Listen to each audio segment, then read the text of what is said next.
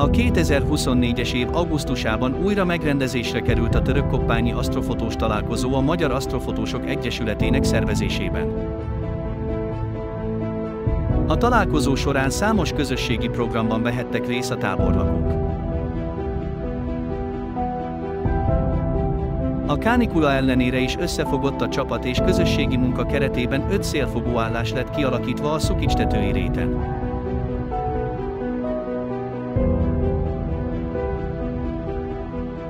A fejlesztés a jövőben tovább fog folytatódni.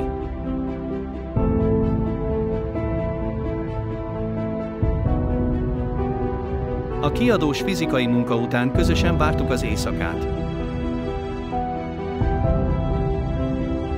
Az első este időjárása kedvezett az asztrofotós csapatnak, amely keretében a fénygyűjtés mellett az előző évekhez hasonlóan igazi közösségi fórumok alakultak ki a csillagos ég alatt.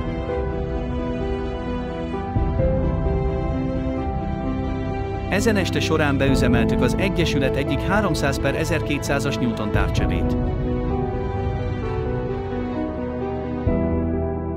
A távcső első fénygyűjtése a Selyembuboköd volt.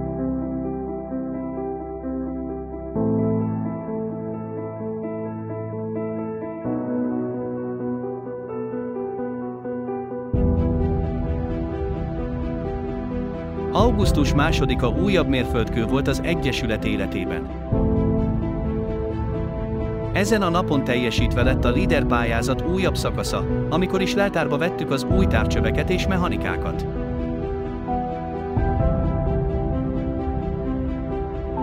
Napparok se teltek el hasztalanul, Misi Róbert mélyűr élményéről, azaz a Kóma halmaz képéről, Francsics László Hogyan fotózom én a napot és Kecskés Bertalan pedig Nem asztro, hanem fotóművészi képeim címmel tartott előadást.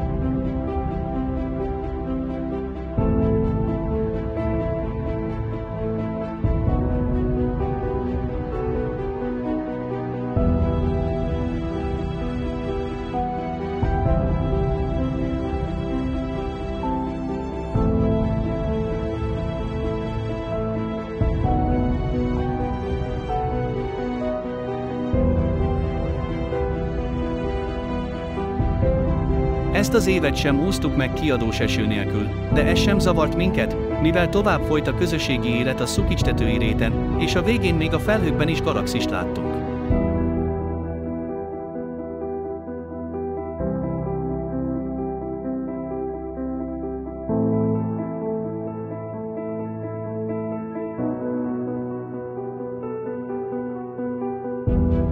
Ebben az évben sem maradt el a közös ebéd Kardosfán és a Zserici Csillagparkban való lazulás.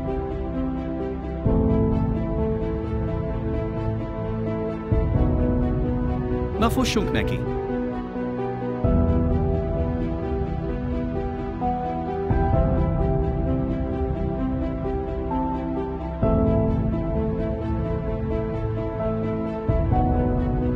A kedves fogadtatás és bevezető után elindultunk egy közös vizuális észlelésre.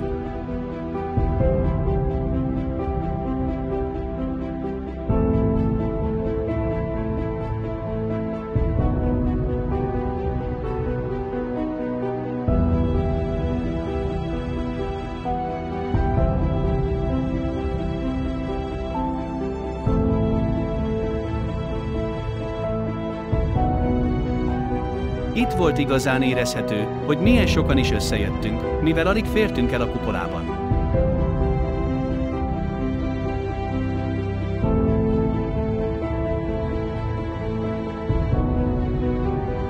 Az időjárás megint csak kedvezett nekünk, a nap 100 ágra sütött, így látványos napészlelésben volt részünk.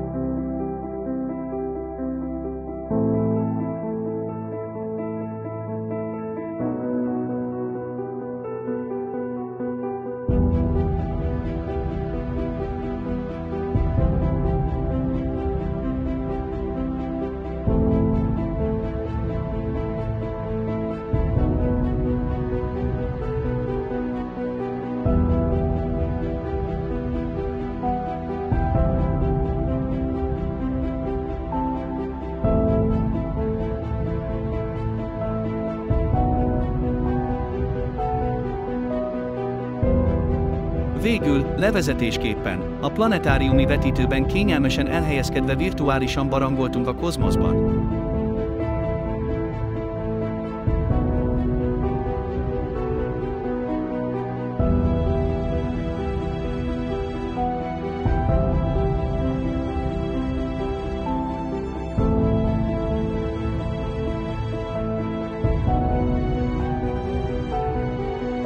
Az utolsó éjszaka során a lelkesedés nem csökkent annak ellenére sem, hogy jöttek-mentek a fátyolfelhők. Végig kitartottunk, hát ha kitisztul az ég.